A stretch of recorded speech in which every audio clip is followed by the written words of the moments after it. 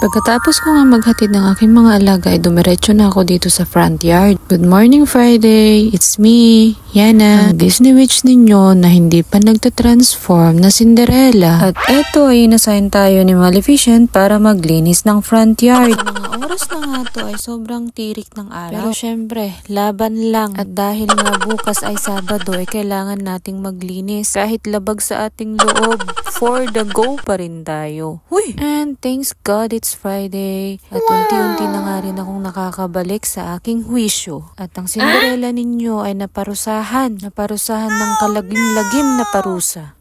Ay, nakakaloka. Ilang weeks nga akong hindi nakakapag-voice. Napansin nyo naman siguro sa aking mga post na medyo dramatic. And sana hopefully tuloy-tuloy ng ating pag-recover. At eto nga dahil nga Sabado bukas ay may mga bisita ang aking mga amo. At eto maghahatpat po sila sa rooftop. At pagkatapos ko nga dito sa front yard at sa taas naman na ako. Grabe yung pagod ko ngayong Biyernes. Mamamalengke pa ako. Dahil nga bihira kong linisan dito sa front yard, medyo dumikit na yung mga birds poop. Ewan ko ba at paborito nilang pwesto dito sa may lababo ko. Hindi lang dyan, nakikita nyo ba yung harapan na yan? Dyan parati ang mga ibon. O di kaya si Luna na kapitbahay namin at pagkatapos nga, ayan, tulala na naman tayo. Uy, bye-bye!